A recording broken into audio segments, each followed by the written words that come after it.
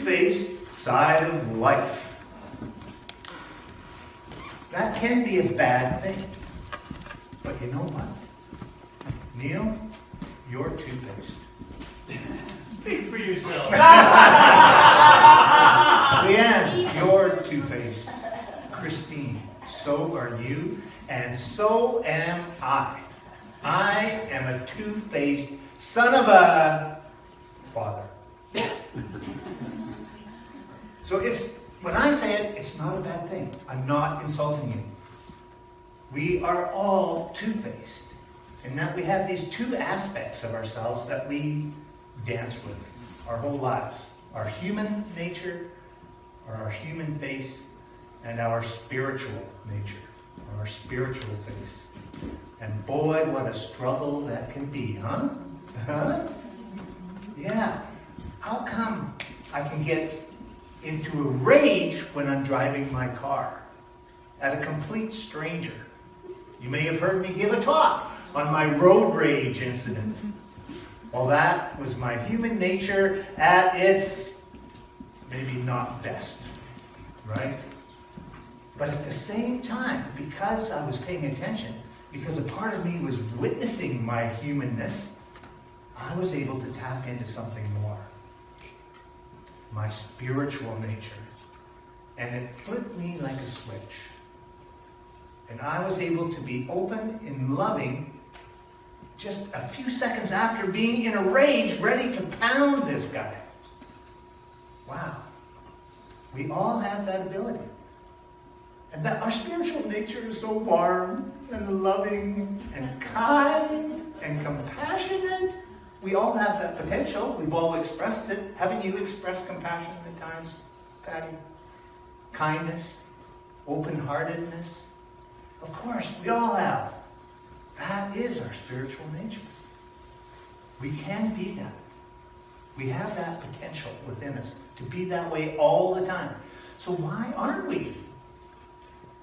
I think part of the reason is because our human nature is so in our face all the time. Our five senses are part of our human nature. I was meditating this morning, and I lived with my brother, and it was peaceful, quiet. Oh, yeah. And then Dale goes, and this sound, I heard it, and it almost shocked me. It was like a jolt. And I realized that, wow, our senses they jolt us. Someone yells at you, you're jolted. And you're paying attention very closely to what's going on. That's the outer world, really. Our thoughts, our intellect is our human nature. What we think. And what we think, thoughts just pop in all the time, don't they? And they can just take us on a journey around and around and around. And it's so easy to get lost and to forget our spiritual nature. And the reason, because our senses are so loud and our thoughts can be so loud, we can't hear what's inside. And that's where our spiritual nature resides. Our spiritual nature isn't jumping up and down and yelling at us and telling us to do this and to do that and, oh no, that's right and that's wrong. It's sitting there peacefully, like a smiling Buddha inside of us, waiting for us to pay attention to. It's there all the time in our hearts, in our gut. And if we're quiet enough, we can hear it. But it's not a loud voice. It's a very small, quiet voice. So that's why it's so important for us to take time to be quiet. I'm going to share 3 tools with you today that have worked for me, that have helped me to, as Laura said, get it. And one of those things is to quiet the mind.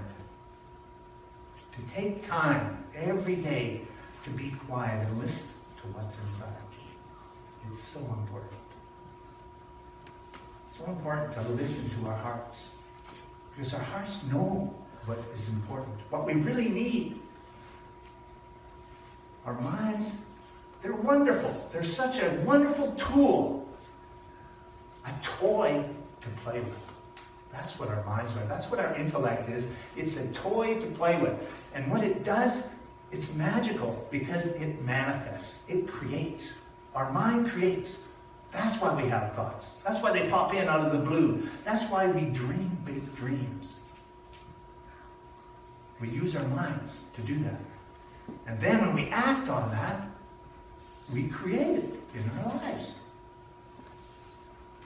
It's just never meant to drive the bus. Our minds are an innocent child. Just like an innocent child. Because we can think anything. And we do. We think good thoughts. We think bad thoughts. We think crazy thoughts. We think ridiculous thoughts. And it's important for us to not let those thoughts lead us. For us to react all the time to our thoughts. It's important for us to take a moment when we have a thought and go, is that what I really want? Is that in alignment with my dreams? With who I am? Who I want to be? So we dance, this dance, with our two faces, with our humanness and our spirit. And it is a dance. Our minds put us in a little box, and it gets smaller and smaller over time. You notice that? That your lives my life has gotten smaller and smaller over time. My visions, my dreams have shrunk. How come? When we're children, it's not like that at all. My sister and her husband, they have many grandchildren, and some of them are quite young. And I know Kevin, my brother-in-law, he was telling me a story last Christmas about his grandson. And when they come to visit him, his grandson is so excited. He just can't wait. And when he sees Opa, he's going like this. He's just exploding with energy. And then when Opa comes in the door, Opa! And he goes running over and leaps into his arms. Wow. When was the last time you felt like that? When was the last time you allowed something in your life to get you so excited that you're going, oh, and you leap right into it? Huh? Stefan, every week. That's right. We can learn from him. We can be joyful. So what puts us in that box? Our beliefs. What we think puts us in that box. It put me in that box. I have these beliefs that have kept me getting smaller and smaller. And what's a belief? It's an habitual thought. That's all it is. It's an habitual thought. A thought you think without thinking. And we usually get them when we're quite young. When the Canadian Conference for Unity was here, we did a workshop, and they asked us to write down our beliefs, our, what did they call it? There was a name for it. About context. How we have a context for our life. And it's based on these beliefs that we have. And so I wrote down these beliefs. They just poured out of me. And there was three main ones. One was that what I have to say isn't important. Wow, that's a powerful belief. That puts me in a pretty small box. The other was I have no impact on other people. And the third, there was only three. The third was, I can't get what I want. I just don't have what it takes. Wow. So let's look at the first one. What I have to say isn't important. When I was a kid, you know what I loved to do the most? Talk. I love talking. And I would talk about nothing for hours.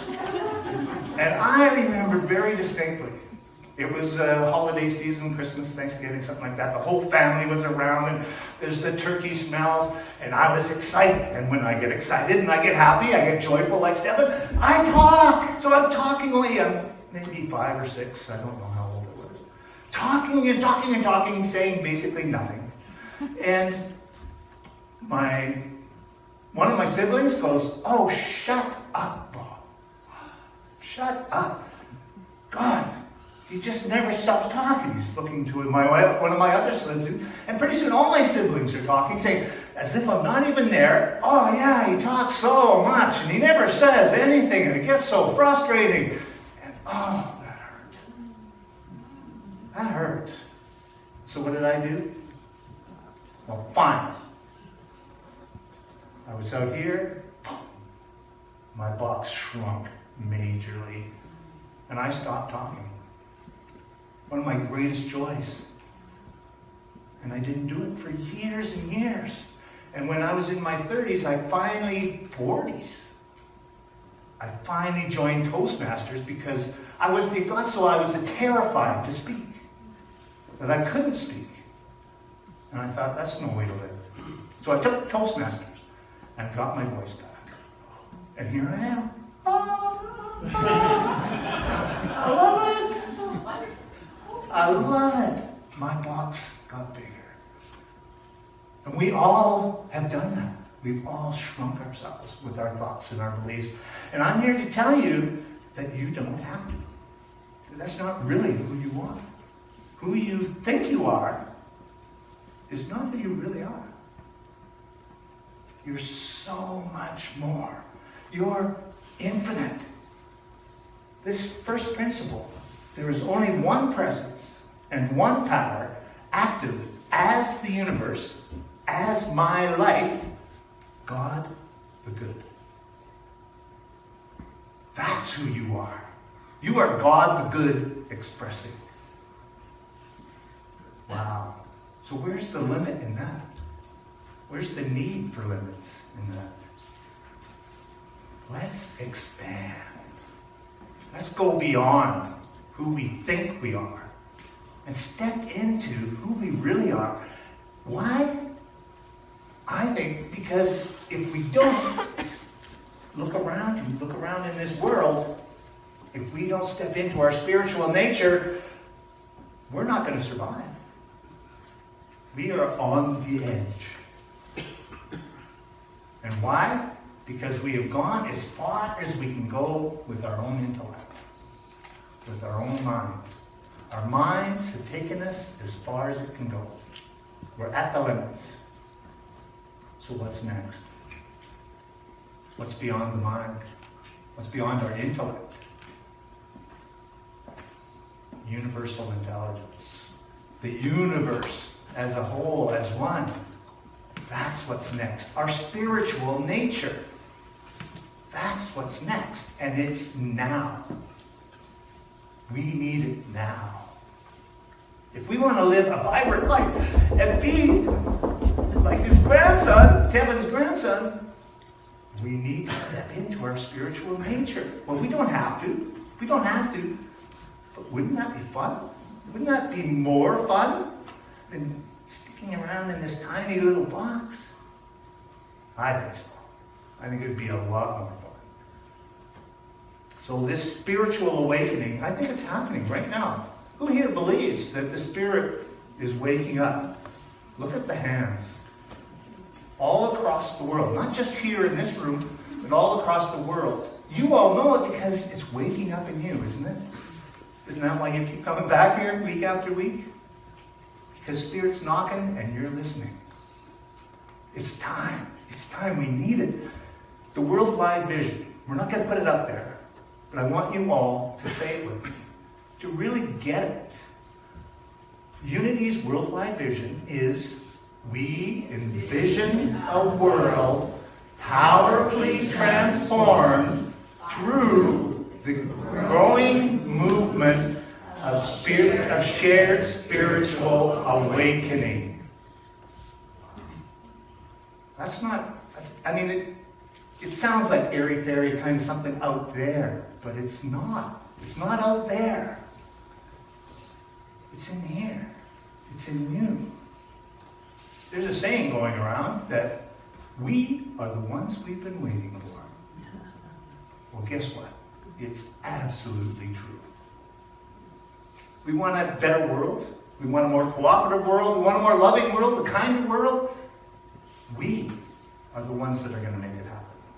Who here thinks Trump or Justin Trudeau is going to make the world a better place? Hey! I do. All right! They have a holy purpose. They have a holy purpose. That's right. They need to get in touch with their spiritual nature, though, I think, to remember who they really are.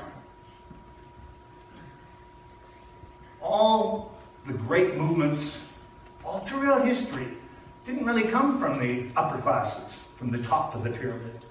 It came from the bottom. It came from people just like you and like me.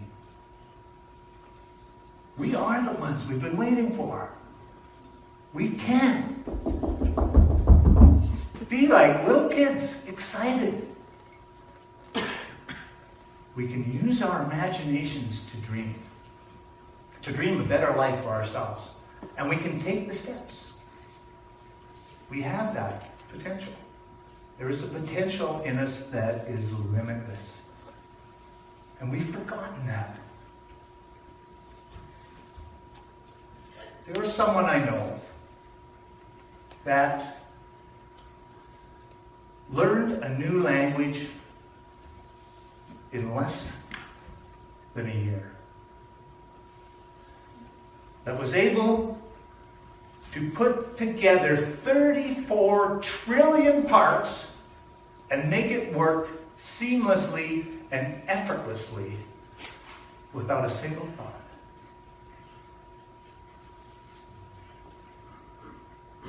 Each and every one of you.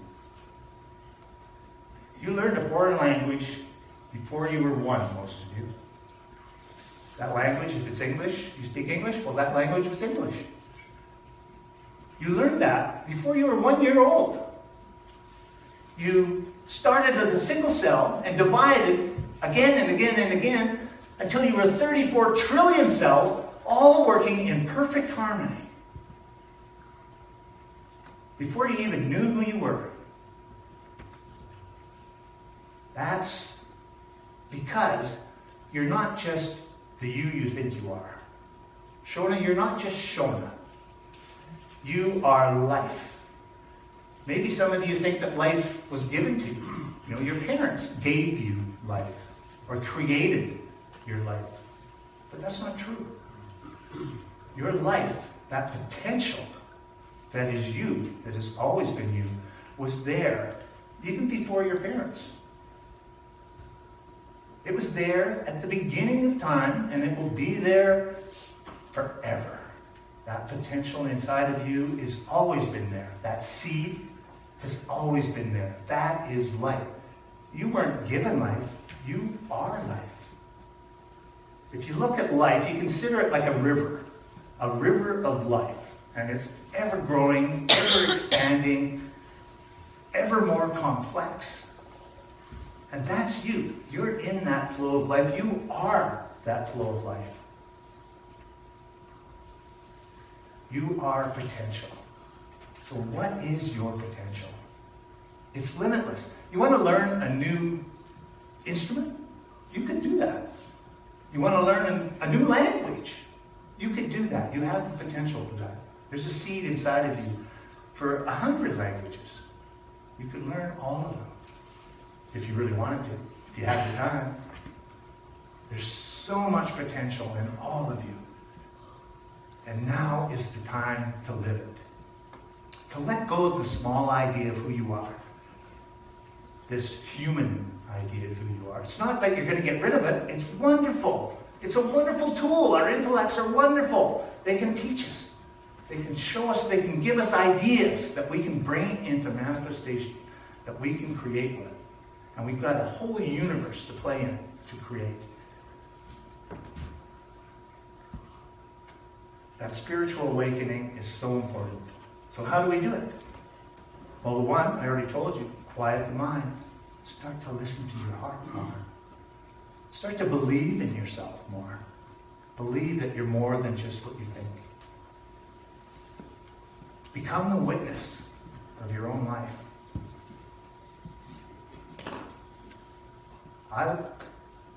One of the exercises that I like to use, that I've done for quite some time, is see myself as a third person, in the third person.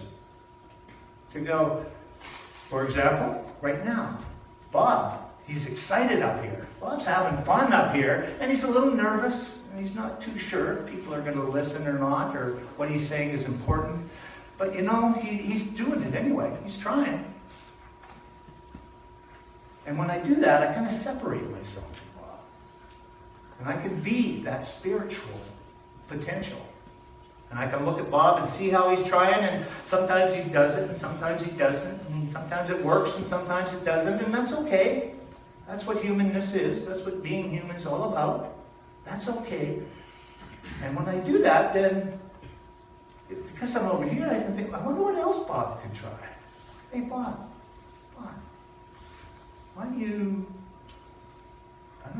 try learning to play a different instrument? Oh, yeah, I can do that. Why don't you try playing a bigger role at Toastmasters? Oh, yeah, I can do that. And if I don't, it's okay. It's okay, because we're all learning, we're all growing, and we all have another chance. It just makes it a lot easier for me to be with myself and not judge myself so much.